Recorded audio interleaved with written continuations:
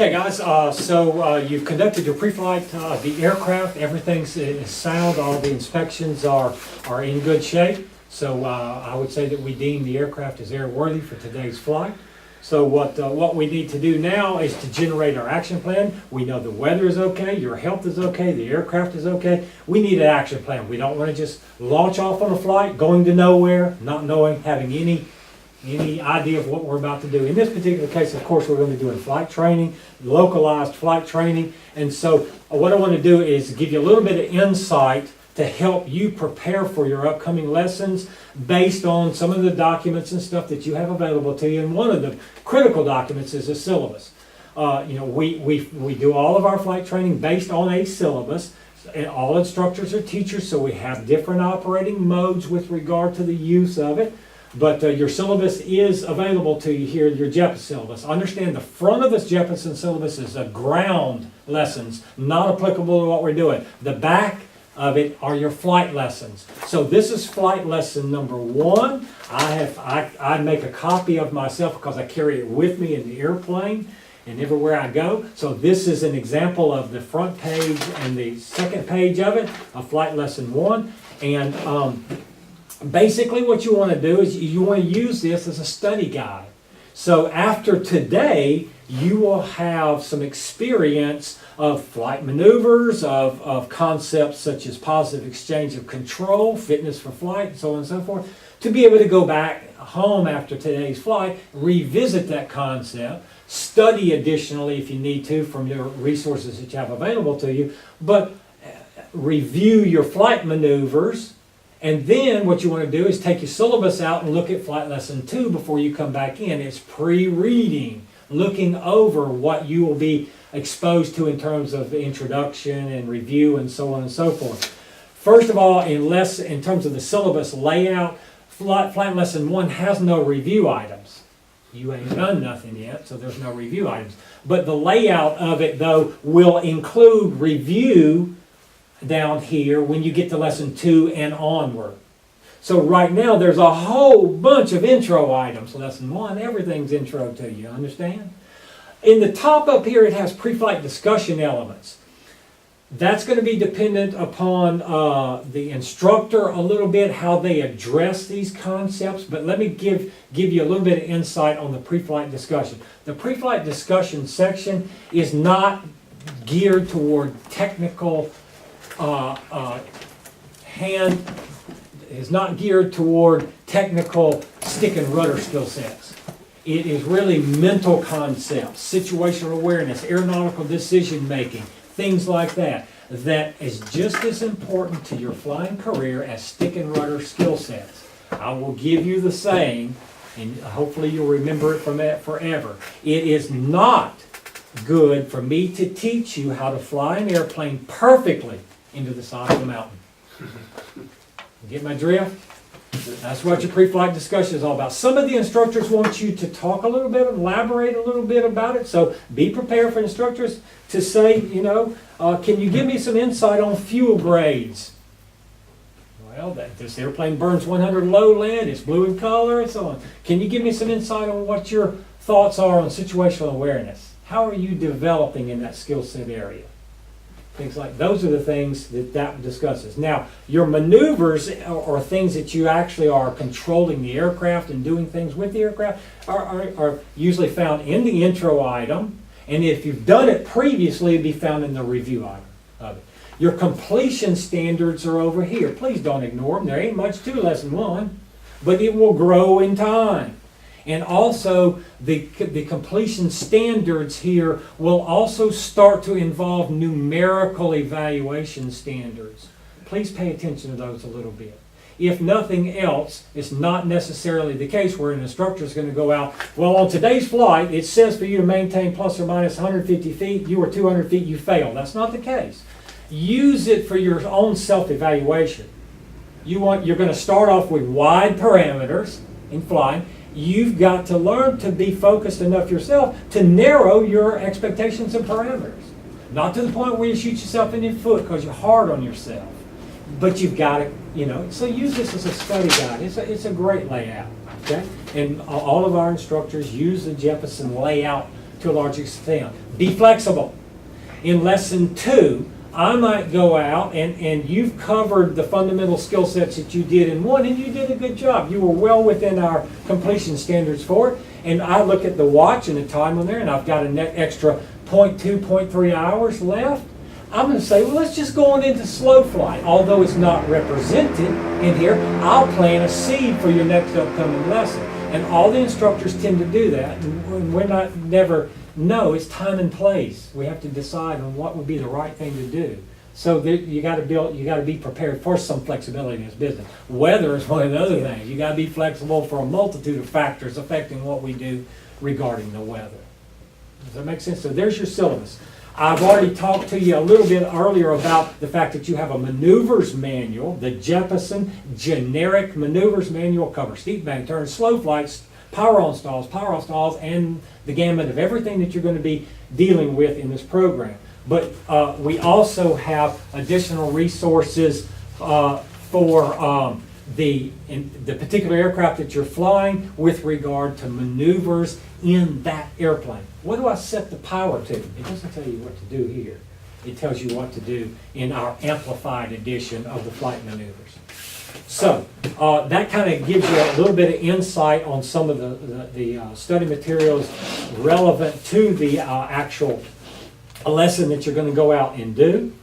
And Brody has prepared for you a multitude of other documents here that will help you with, for example, radio communications. In lesson 1, predominantly the instructor will do most of the radio work for you. Some of it we can throw in there and help you out with it. But use this as your study guide, and as you develop your radio phraseology and stuff, you'll get to where you'll do all of this down the line, okay? But he's provided a wealth of information for you for extracurricular information regarding the aircraft specific, communications specific to the Jack Edwards Airport, taxi operations specific to the Jack Edwards Airport in general. There's some other things that would apply to other places, clearly. But again, trying to highlight your location of training at the Jack Edwards Airport.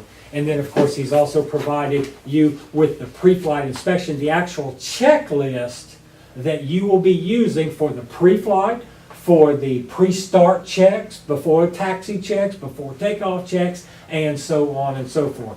So this is another thing to be sacred to you. Carry it in your back pocket, because one of the things that you want to do early on is get familiar with the systems of the aircraft, with the checklist, the flow, familiarity of where things are, and so on and so forth.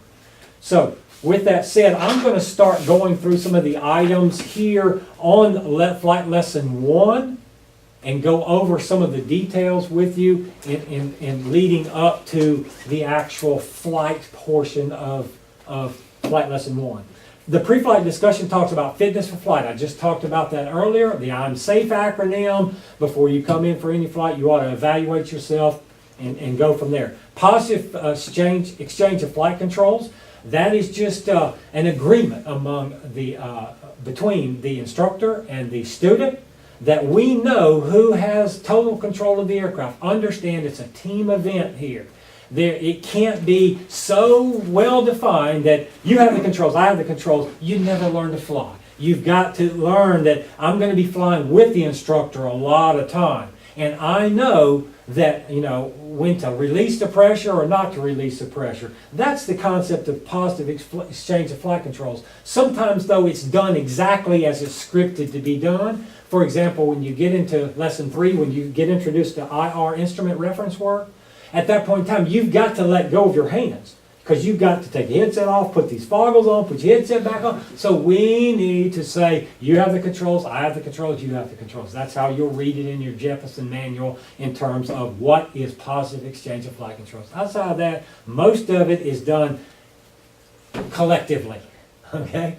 And you'll just learn to work with your instructor to know when not to override the instructor or when to stay with them at the critical time. Okay? Certificates and documents, that's going to be a part of our pre-flight inspection, because part of the airworthiness of the aircraft when you do your pre-flight is to check to make sure it has its aero content on board the aircraft, the airworthiness, registration, operator limitations, and the current weight and balance, as well as certificates and documents on your person. You're a student pilot, you don't have to have any right now. It's incumbent upon me to have it in my back pocket when I go fly. Okay, but later down the line when you get ready to solo, it is required, okay, to be addressed. Airworthiness requirements, we've already talked about a couple of them. Your annual inspection, your 100-hour inspection. There's other things. There's ADs. There's things that you can drill down into as you're progressing through your program here. Airplane logbooks, you won't even see them. If you want to look at them, you have the right to go talk to the mechanic and say, pull one out. But we trust the mechanics for keeping the logbooks up in a correct fashion to meet the FAA standards. And that's their job, and we're hoping that they are, and they do a fine job here with it. Airplane servicing, that's a part of your pre-flight. When we went over the pre-flight, you check the tire inflation. You didn't put an inflation device on it. You check just visual inspection, tread integrity, oil quantity, fuel quantity, airplane services, like a car. You know, you check the aircraft in terms of fluids and so on, basically like you would a car. Fuel grades, 100 low lead, light blue in color, we move on. All right, I'm going to move down to the intro item. Now, one of the very first things listed on here, use of checklist. I want to go rewrite this syllabus. Use/familiarity of the checklist.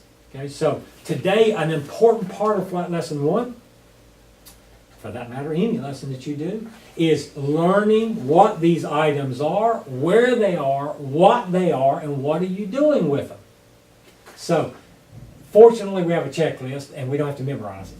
So here we go. We're just going to follow the script. Let the checklist drive your actions, both in the pre-flight inspection and the before start checklist and everything. The goal here is for you to become familiar with what it's asking you to do. You are going to be introduced to the read-do methodology of use of a checklist. There's two types of checklists. Read it, do it, or read it and check it if there's no doing. Or the do-read. A more seasoned pilot might conduct a do-read. I already know it. I've done it 1,000 times. Ding, ding, ding. Yeah. You understand the difference there? Y'all don't have that capacity yet because you haven't been there yet. So we're going to be reading it and either doing it or verifying what is asking you to do. Redo method. Okay? So you're going to use this checklist though. So after today, you will have hands-on experience on some of these things. How are you going to get more proficient at what you're doing? You're going to take this checklist home. You're going to sit down, either close your eyes, take a picture of the cockpit, and rehearse it in simulator, or what we call chair fly, that concept. Get familiar with what you're doing. Also, in conjunction with that, after you reached over and turned that auxiliary fuel pump on 2 or 3 times, I hope you have the wherewithal to say, there's got to be something to that. Oh, here's a systems list over here that tells me what I'm doing when I flip that switch. We don't want you to leave here being a switch flipper. I want you to be a switch flipper and you know what that thing is doing. So just because it says on, that ain't enough. It's on, and that's turning on an extra fuel pump because I know I've got 2 fuel pumps in my system, and I know what it's doing. Not asking you to be an engineer or a mechanic, but know what that switch is doing, and that's the beauty of what Brody has provided for you here with regard to better familiarity with the systems of the aircraft. So good documentation there helps us with the process. So, all right, so use of checklist, again, that's an ongoing exercise there, and usually by lesson 3 or 4, the instructors are starting to get a little bit more rigorous with regard to their expectations of you doing those checklists, i.e. example would be, you're out there in lesson 4 and you're still stumbling through figuring out where the starter button is. I'm just throwing something out there. That's no good. You know, you need to be familiar sooner, and you're going to do that again by continuing to reintroduce yourself to the actual checklist itself. Okay, so let's see. Pre-flight inspection we've done. Certificates and documents, airplane surfacing, operation of systems. That's relevant to what I just talked about a second ago. First aid kit, we don't carry a first aid kit, we carry a fire extinguisher in there, so from emergency type of equipment and stuff, we're not required to carry a whole bunch of stuff. We're not gonna do extended periods of flights over the water. We don't carry flares or stuff like that, but in general, you'll find that we do have a fire extinguisher, we do have an ELT that's installed in the aircraft, so there's some things relevant to that conversation. And then from here on, it goes into engine starting, radio communications, taxiing procedures. So I'm going to kind of stop here for just a second, because this is what I need to say, that on any day now, once you've got kind of through, some of the things I just covered here, then you go in more detail in terms of what are we going to do on today's lesson with regard to guiding that aircraft through the sky. Okay, I actually went a little bit beyond that here. I should have stopped a little bit further up. But basically here, these are flight maneuvers. And so, what I typically do, this is kind of the end of flight lesson 1, in my opinion, other than getting the pre-flight inspection done. Come on, say it. You're missing your famous line. Questions, comments, concerns. It was coming. Sooner or later. Brody knows me too well. Sweet. Whoops, that's my. It's okay. All right, lesson 1 involves taxi operations, ground control movement. So we're going to work on that today. And of course, takeoffs. One of the things I want y'all to realize, and I'll use the takeoff as an example. A lot of your flying skill sets should be based on expectations. You learn to expect certain things in order to deal with them, either the good or the bad. I go out there and I expect certain things to happen. I'm prepared for it. I got an action plan for it. The takeoff is an example. The left turning tendency, I know you guys hopefully have read about. The left turning tendency of an airplane. When you put the full power in, the airplane's going to go left. I know that sitting right here. I'm prepared for it on my takeoff with some preemptive strikes of right rudder, if you want to call it that, all right? Flying is full of that stuff. If I know what's going to happen out there, I'm prepared to deal with it. Again, both good or bad. But a large part of your flying is based on that, especially when we're doing the flight maneuvers. There's a dedicated kind of methodical way of going about it. And so when you learn that, you have expectations. If I do this, do that, the airplane's going to do this every day that I do it. And so make sure that after the day you go back, you start reading through the manual, you start understanding and chair flying the airplane so that you get prepared for that, all right? But anyway, we're going to taxi out. We're going to do a takeoff today. Whenever you're doing your takeoffs, guys, we pull out on the runway, hit the center line. I ask my students to do rolling takeoffs, so I won't pull out to the center line and come to a full stop. We just do a nice rolling takeoff. Application of power is done assertively, not aggressively. 1001, 1002, 1003. You won't hurt them. Go on in with it. Just don't do that. Okay. But get it done. Okay.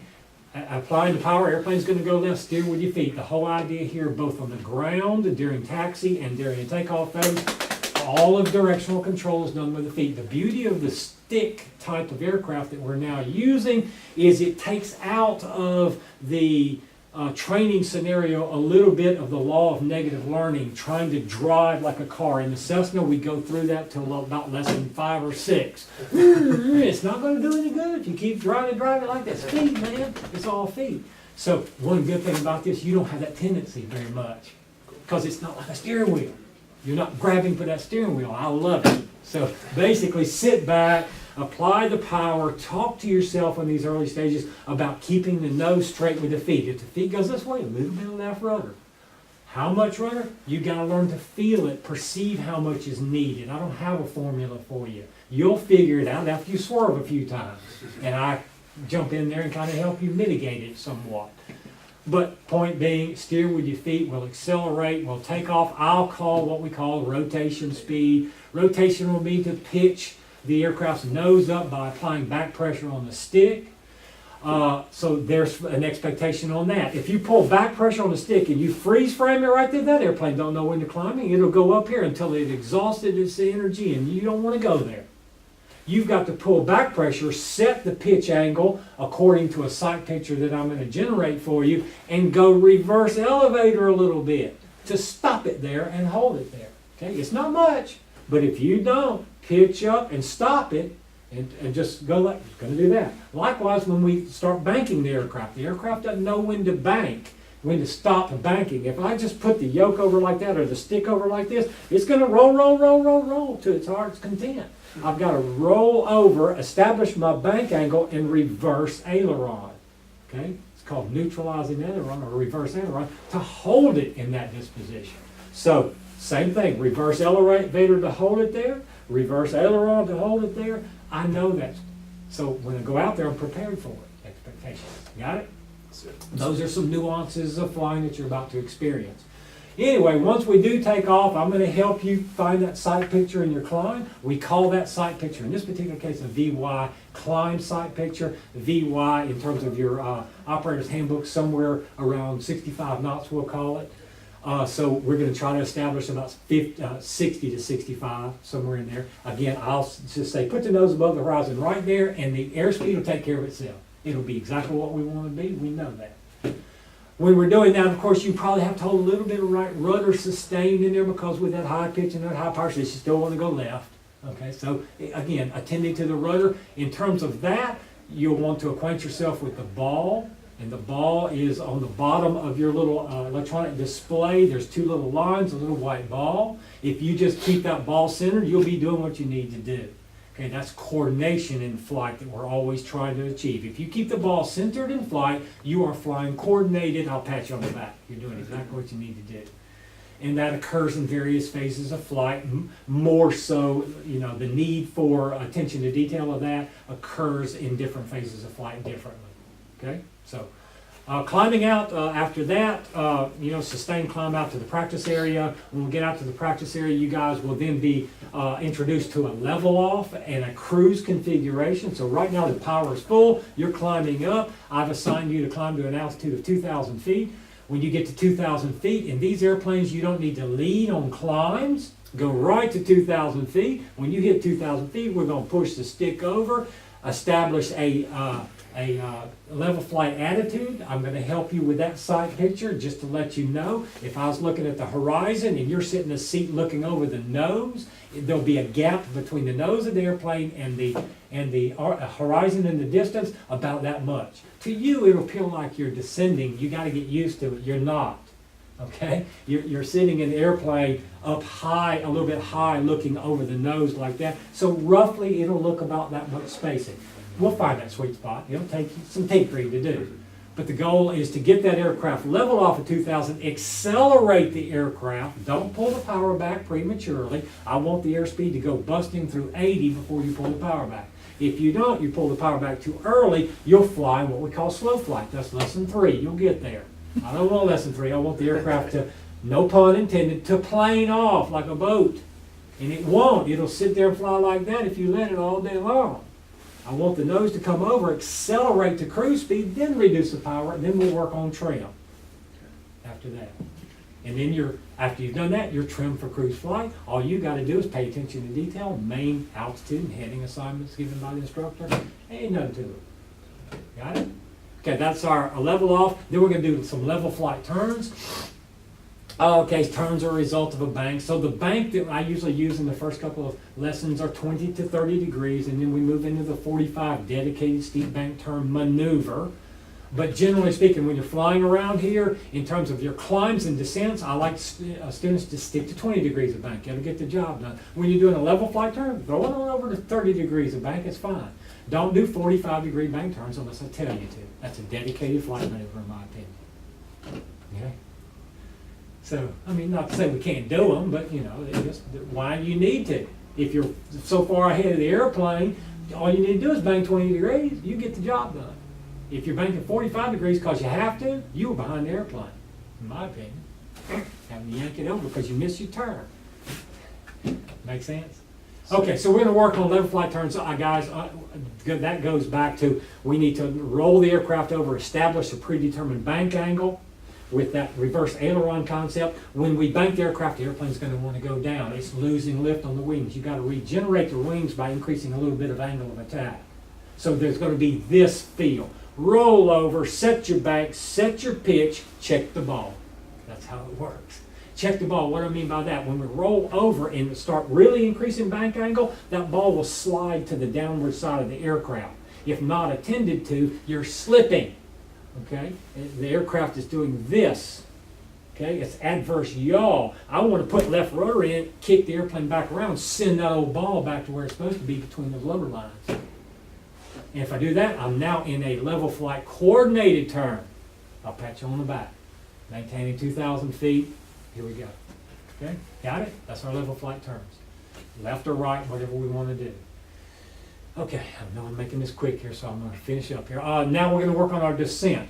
All of your climbs, guys, as I talked about before, will be full power unless it's 100 feet to 200 feet.